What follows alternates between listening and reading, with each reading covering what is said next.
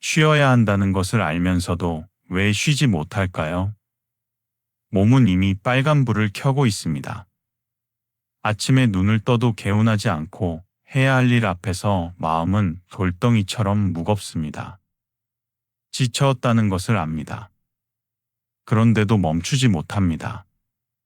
조금만 더 하고 쉬자고 하면서도 이것만 끝나면 쉬자가 돼버리고 다음 주부터 쉬자로 계속 미뤄집니다. 그 다음은 다시 또 다음으로 되어버리고 피로는 비처럼 쌓여만 갑니다. 급기야 쉬어야 한다는 생각조차 또 하나의 짐이 되어버립니다.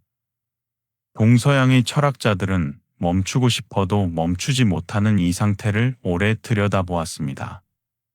그들의 문장은 해결책을 주지 않습니다. 다만 쉬지 못하는 그 자리가 어떤 모습인지 곁에서 가만히 바라봐 줍니다. 지금부터 그들이 남긴 10개의 문장을 천천히 따라가겠습니다. 흐르듯 들어도 좋습니다. 인생은 추처럼 왔다 갔다 한다. 고통과 지루함 사이에서. 아르투어 쇼펜하우어. 쇼펜하우어는 원하는 것을 얻어도 마음이 오래 만족하지 않는다는 걸 관찰했습니다. 무언가를 바랄 때는 괴롭고 막상 손에 넣으면 금세 지루해진다고 보았죠. 그래서 인간의 삶이 고통과 지루함 사이를 오간다고 말했습니다. 무언가를 향해 달릴 때는 팽팽한 긴장 속에 있습니다. 목표가 있고 마감이 있고 멈출 수 없는 이유가 있습니다. 그러나 멈추면 갑작스러운 공허가 밀려옵니다. 아무것도 하지 않는 상태가 오히려 불안합니다. 그래서 다시 무언가를 찾습니다. 새로운 목표를 세우고 또 다른 일거리를 만들며 다시 긴장 속으로 들어갑니다. 고통과 지루함 사이를 쉴 새 없이 오가는 시계추처럼 마음은 어느 쪽에도 머물지 못합니다. 쉬어야 할 때 쉬지 못하는 것은 의지의 문제가 아닙니다. 멈춤 자체가 견디기 힘든 상태이기 때문입니다. 쇼펜하우어가 본 것은 개인의 나약함이 아니라 삶의 구조였습니다. 인간은 원하는 것이 생기고 원한 것을 얻고 다시 다른 것을 원합니다. 이 굴레에서 벗어나기란 쉽지 않습니다. 번아웃은 이 반복이 너무 빨라진 상태입니다. 추의 움직임이 너무 빨라져 쉴 틈이 없는 것이죠. 지쳤다는 것은 약해진 것이 아닙니다. 삶의 구조 안에서 누구나 닿게 되는 지점일 뿐입니다. 이 사실을 아는 것만으로도 자책을 조금은 내려놓을 수 있습니다. 인간의 모든 불행은 혼자 조용히 방에 머무르지 못하는 데서 비롯된다. 블레즈 파스칼. 파스칼은 사람이 혼자 조용히 머무를 때 불안과 생각이 밀려온다는 걸 오래 관찰했습니다. 가만히 있는 시간을 쉽게 견디지 못한다고 보았죠. 그래서 혼자 머무르지 못하는 데서 불행이 시작된다고 말했습니다. 가만히 있으면 생각들이 불청객처럼 찾아옵니다. 애써 피해왔던 감정들이 떠오르고 미뤄둔 문제가 고개를 들며 불확실한 미래가 눈앞에 나타납니다. 정신없이 움직일 때는 그것들이 잠시 가려집니다. 바쁨은 어쩌면 가장 효과적인 회피 수단일지 모릅니다. 일에 몰두하면 다른 생각은 하지 않아도 되니까요.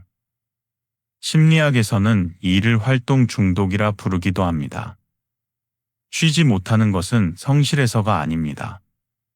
멈추었을 때 마주해야 할 내면의 소리들이 두렵기 때문입니다. 쉼을 피하는 것은 사실 나 자신을 피하는 것입니다. 파스칼이 본 것은 의지의 부족이 아니라 내면 깊은 곳의 불안이었습니다. 사람들이 쉴 새 없이 움직이는 건 강해서가 아니라 멈추는 게 두렵기 때문입니다. 방 안에 혼자 있을 때 떠오르는 것들, 그것을 마주할 용기가 필요합니다. 번아웃은 종종 이 회피가 한계에 다다랐을 때 찾아옵니다. 더 이상 달릴 수 없는데 멈추는 것도 무서운 상태. 그 진퇴양난 사이에서 몸과 마음은 소진됩니다. 기분이 나쁠 때에는 조급해하지 말 일이다. 요한 볼프강 폰 괴테. 괴테는 사람의 기분과 삶의 흐름이 늘 같은 상태로 유지될 수 없다는 걸 깨달았습니다. 상태가 나쁠 때 억지로 몰아붙일수록 어긋난다고 보았죠.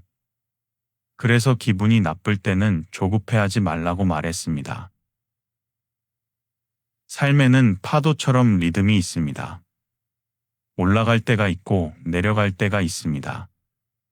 내려가는 시기에 억지로 올라가려 하면 평소보다 몇 배의 에너지가 소모됩니다. 기분이 가라앉을 때, 컨디션이 바닥을 칠 때, 그때 억지로 끌어올리려 하면 오히려 역효과가 납니다. 하지만 우리는 종종 반대로 행동합니다. 상황이 안 좋을수록 더 열심히 해서 만회하려 듭니다. 뒤처지면 안 된다는 생각, 멈추면 더 나빠질 거라는 두려움. 이 조급함이 소진을 앞당깁니다. 괴테는 이탈리아에서 무려 2년을 보냈습니다. 돌아왔을 때 그는 완전히 다른 사람이 되어 있었습니다. 이탈리아 기행을 썼고 대작 파우스트를 완성해냈습니다. 그 2년은 낭비된 공백이 아니었습니다. 보이지 않는 곳에서 무언가가 채워지고 있었습니다. 리듬이 어긋났을 때 억지로 맞추려 하지 않는 것. 나쁠 때는 나쁜 대로 잠시 두는 것. 이 문장은 당장 쉬라고 강요하지 않습니다. 다만 당신의 속도가 지금 조금 어긋나 있다는 사실을 일러줄 뿐입니다. 우리는 실제의 불행보다 그것을 미리 걱정함으로써 더 많은 고통을 겪는다. 루키우스 안나이우스 세네카.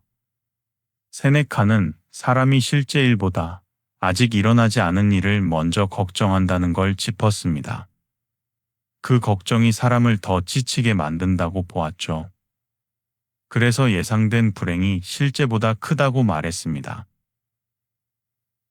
번아웃은 단순히 일이 많아서 오는 게 아닙니다. 팽팽하게 당겨진 고무줄 같은 지속적인 긴장 상태가 원인입니다. 아직 일어나지 않은 일을 미리 당겨와서 걱정합니다. 내일 마감을 걱정하고 다음 주 발표를 불안해하며 한 달 뒤 평가를 두려워합니다. 머릿속에서는 최악의 시나리오가 끊임없이 재생됩니다. 우리 몸은 마치 그 일이 지금 눈앞에서 벌어지고 있는 것처럼 반응합니다. 근육이 굳고 심장이 쿵쿵 뜁니다. 정작 실제로 일어난 일은 아무것도 없는데 에너지는 이미 바닥나고 있습니다. 세네카가 지적한 것은 걱정의 구조입니다. 미래의 불행을 현재로 끌어와 미리 겪는 습관. 한 번은 걱정으로, 한 번은 실제로, 두 번 고통받는 셈입니다. 바쁘지 않은 순간에도 긴장의 끈을 놓지 못하는 것, 그것이 진짜 피로의 정체입니다. 쉬는 시간에도 마음은 여전히 출근해 있습니다. 다음에 할 일을 생각하고 놓친 건 없는지 확인하며 문제가 생기면 어쩌나 걱정합니다. 이 끊이지 않는 예측과 경계 태세가 몸과 마음을 태워버립니다. 수면은 차용해 온 한 조각의 죽음이다.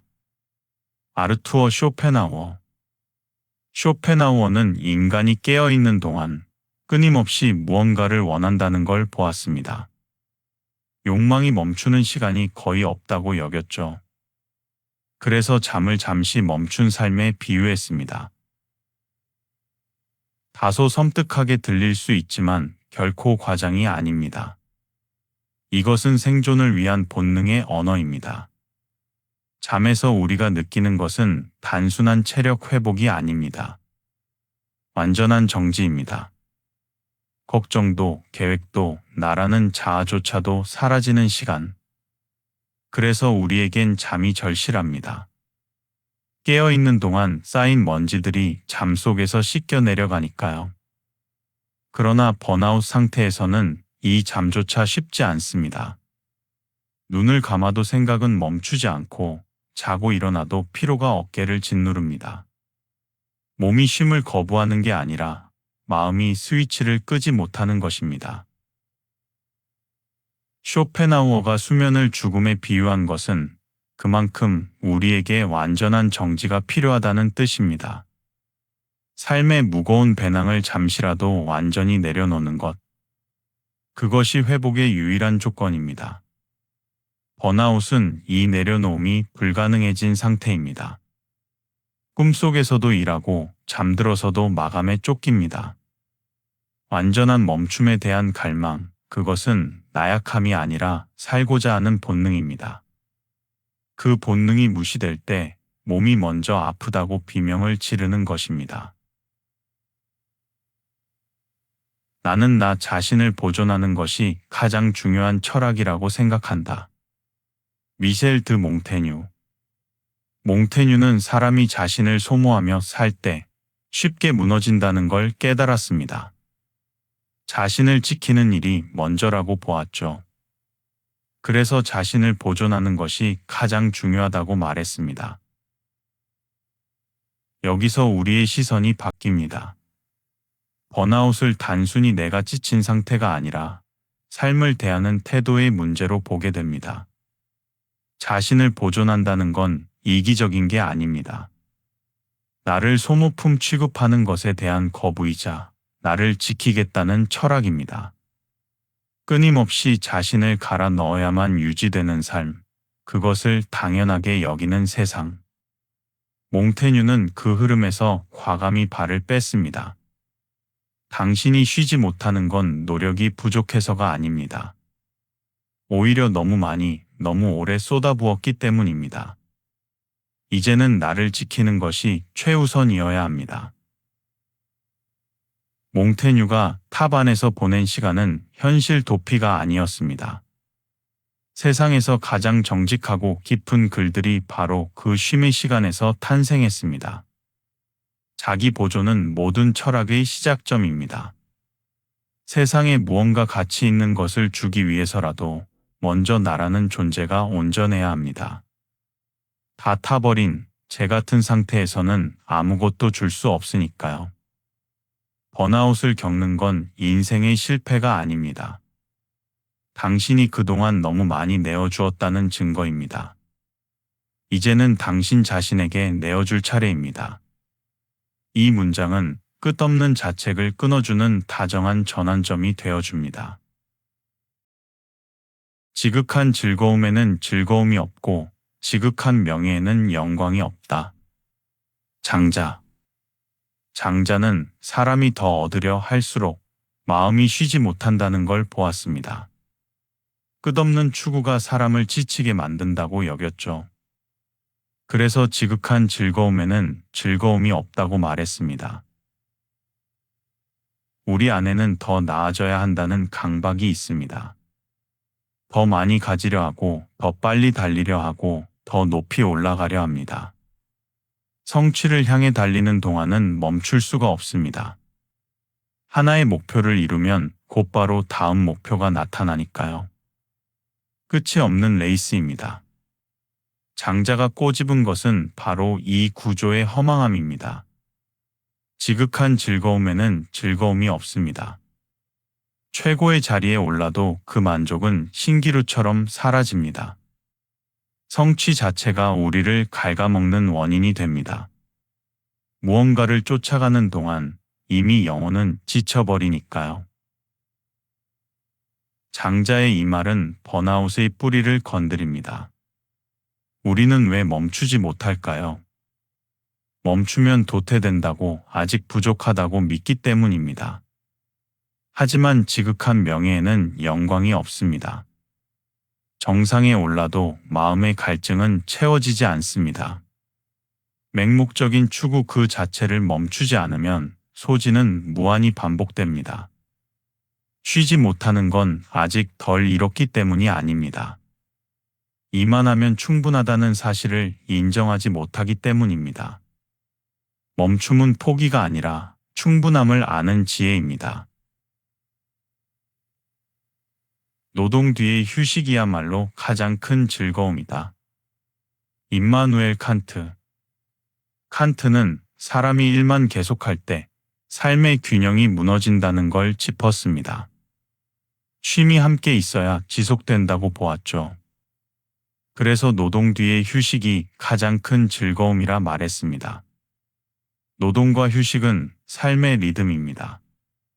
숨을 들이마시면 반드시 내뱉어야 하듯 하나가 없으면 다른 하나도 존재할 수 없습니다. 휴식 없는 노동은 숨을 내뱉지 않고 들이마시기만 하는 것과 같습니다. 얼마 못 가 숨이 막히겠죠. 쉼은 일을 다 끝내고 받는 상장이 아닙니다. 일을 계속해 나가기 위한 산소 같은 조건입니다. 쉬지 않고 일하는 게 더 많이 이루는 길처럼 보이지만 길게 보면 결코 그렇지 않습니다. 칸트가 말한 가장 큰 즐거움은 단순한 쾌락과는 다릅니다. 이 정도면 됐다는 자격지심 없는 편안함, 죄책감 없이 누리는 달콤함입니다. 삶의 리듬을 따랐을 때 자연스럽게 찾아오는 선물 같은 만족이죠. 하지만 번아웃 상태에서는 쉬어도 쉰 것 같지가 않습니다. 몸은 누워 있어도 머릿속엔 해야 할 일이 둥둥 떠다니고 왠지 모를 죄책감이 뒤따라옵니다. 쉼은 사치라는 생각, 그 생각부터 내려놓아야 합니다. 쉼은 사치가 아니라 살아있는 모든 존재의 당연한 리듬입니다. 나를 죽이지 못하는 것은 나를 더 강하게 만든다. 프리드리히 니체.